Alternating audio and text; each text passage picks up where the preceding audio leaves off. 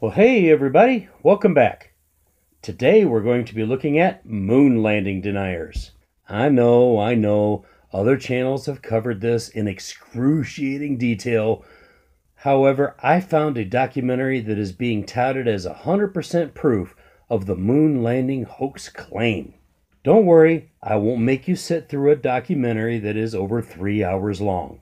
Let's just take a look at 3 or 4 specific pieces of evidence that they are offering as proof that we never went to the moon. At the beginning of the video, we're confronted with a warning.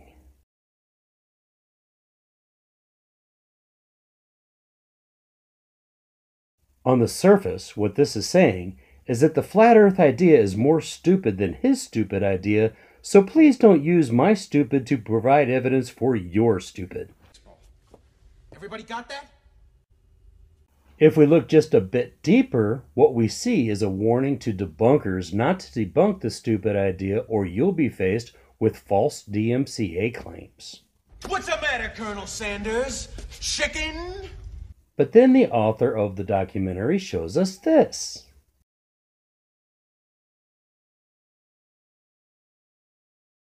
That's right, folks. A DMCA fair use disclaimer. So in effect, what he is saying here is that he has the right to criticize NASA and further his narrative, but that we don't have the right to criticize him. Can you say hypocrisy? Yes, I knew you could. The final notice we are given is as follows.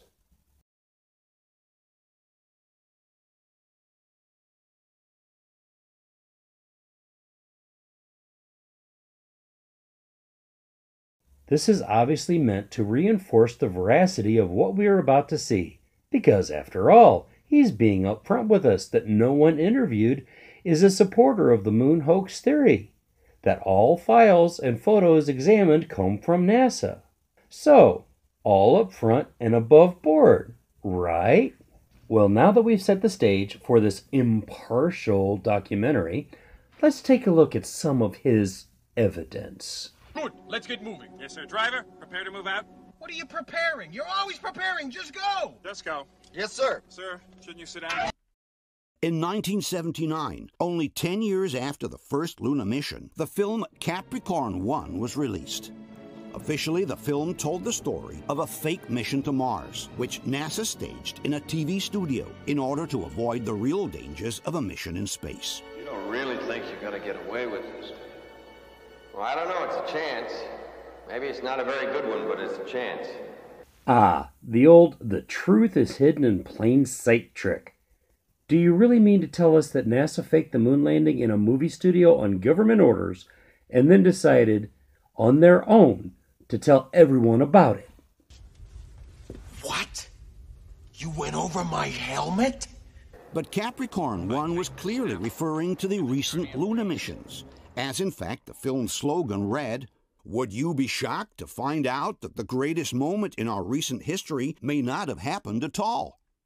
The producers didn't mince words when suggesting that NASA could have easily fooled the entire world with the fake Apollo mission. Or maybe Hollywood producers were simply taking a pop culture conspiracy theory and creating a fantasy story around it for the purpose of selling movie tickets. And are you really trying to tell me that Hollywood in 1979 really had all of the current level of technology to fake a moon landing through special effects? Not really.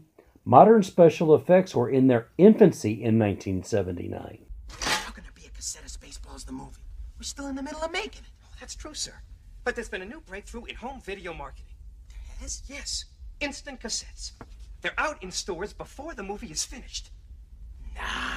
Here it is, sir. I believe, had they wanted to, that NASA could indeed have pulled off the greatest hoax of all time, never sent anyone to the moon, and recreated it in a television studio. If they were able to make it look real with a budget of only $4 million, suggested the producers, the same could have certainly been done by NASA, which had practically unlimited funds and resources. Well, bully for you. You believe something. Well, personally, I don't really care what you believe. I care about what you can produce evidence for. And when did the producers of Capricorn 1 make such a statement? Citation needed, please. A document, television interview, etc. Seriously, you made this documentary. Couldn't you be just a little bit more thorough? And another thing, how really realistic does the scenes of Mars in Capricorn 1 really look compared to the current level of understanding and videos that we have from Mars by our rovers? What the hell am I looking at? When does this happen in the movie? Now. You're looking at now, sir. Everything that happens now is happening now.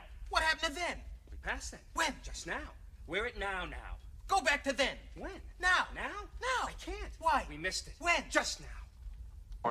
And Capricorn 1 is not the only Hollywood film to have suggested that the lunar landings were filmed on Earth. Well, he's right about that. Capricorn 1 wasn't the only movie to reference this pop culture conspiracy. He goes on to talk about Diamonds Are Forever, The Minions, The Coneheads, but I won't make you sit through all of that. Most of you have seen those movies anyway. Of course, none of those movies produce the realism the idiots claim Hollywood of being capable of doing even 20 years after the first moon landing. And conspiracy theorists never stop to think that maybe, just maybe, Hollywood is poking fun of the conspiracy theory. Nah, that couldn't be it, could it?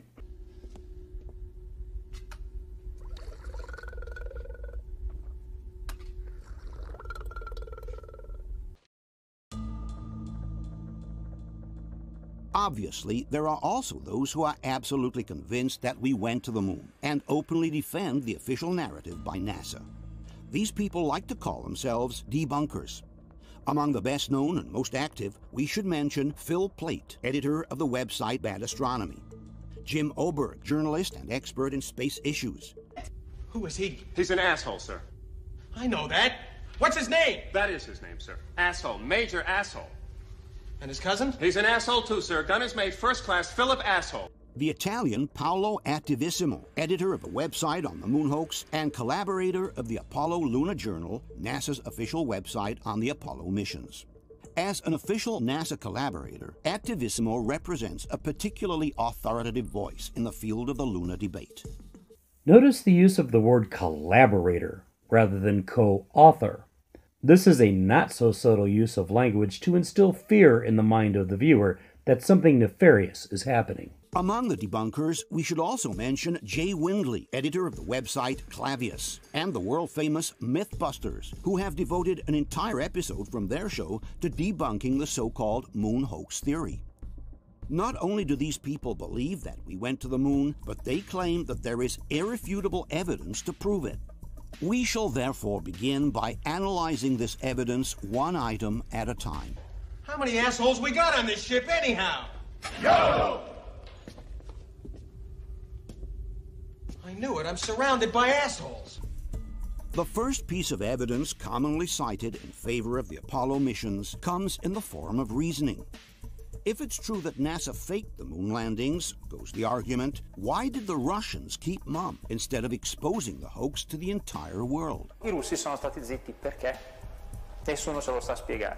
There are in fact different reasons why the Russians would not have exposed the fake landings in any case.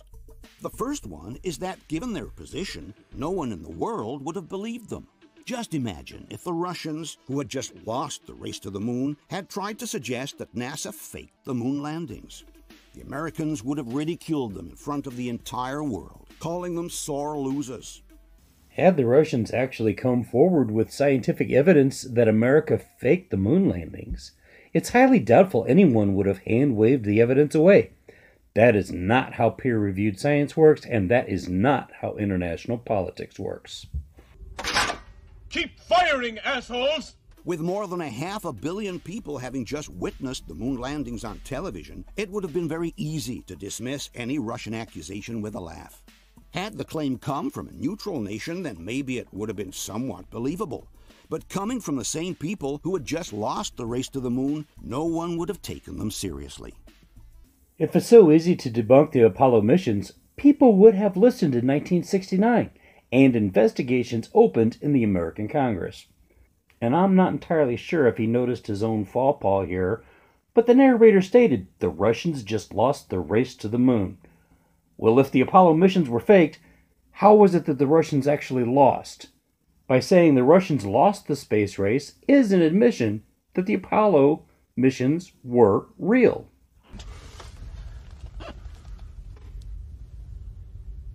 Raspberry.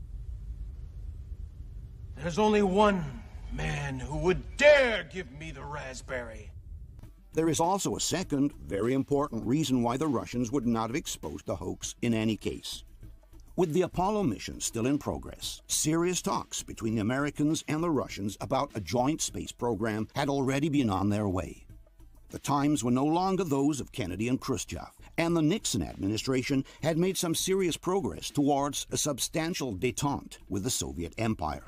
The space cooperation talks between Nixon and the Russian government didn't take place until 1972, 3 years after Apollo 11.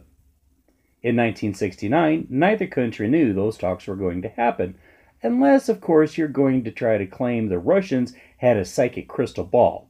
So this is nothing more than a red herring. Never have that damn thing down in front of me. How do I know you're not making faces at me under that thing? President Scrooge. Yes. Very. In fact, the joint mission between the Russians and the Americans would pave the way to what is today the International Space Station, a place where astronauts from the US, Russia, Italy, Japan, and many other countries work elbow to elbow in the international space program. In conclusion, had the Russians exposed the Luna hoax by the Americans, not only would the entire world have laughed at them, but nothing of what followed in terms of space cooperation with the Americans would have ever been possible.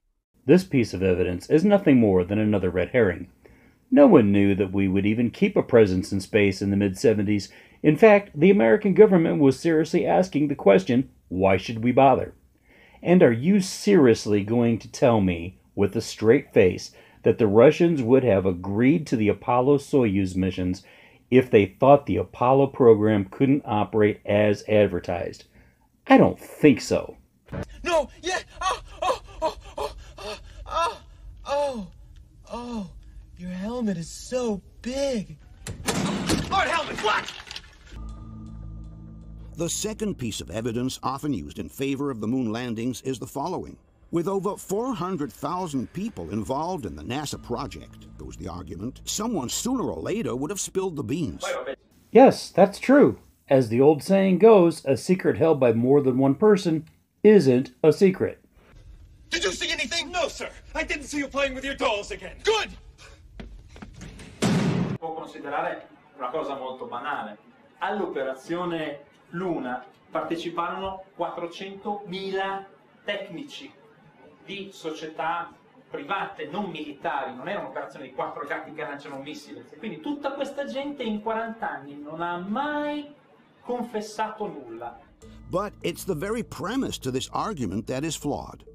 Nowhere does it say that all 400,000 NASA employees had to be informed of the scam being perpetrated. That is correct. Not all 400,000 people employed by NASA and the subsidiary companies contracted by NASA would have had a need to know about a potential hoax.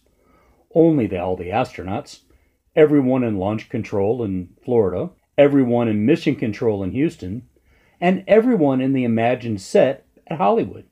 Not to mention every ham radio operator in the world who were tracking the mission with directional antenna. That is still a lot of people. Shit! I hate it when I get my Schwartz twisted.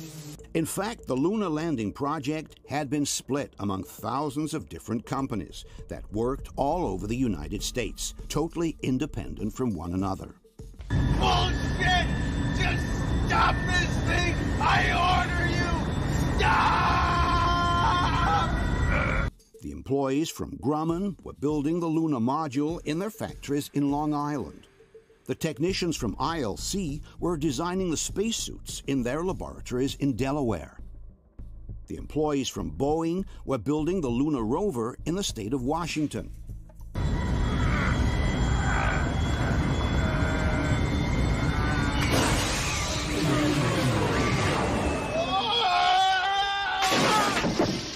Thus, the idea that all these people had to be in on a plan to fake the moon landings is simply ludicrous.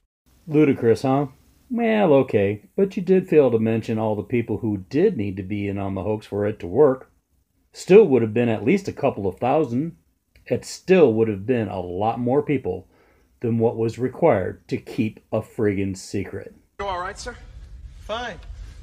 How have you been? Fine, sir. Good. It's a good thing you were wearing that helmet. Yeah. What shall we do now, sir? Well, are we stopped? We're stopped, sir. Good. Well, why don't we take a 5-minute break? Very good, sir. Smoke if you got 'em. Well, that's about all the time we have to waste on this idiot. Thanks for watching. And if you made it to the end, congratulations, you're a real troglodyte. See you next time, guys.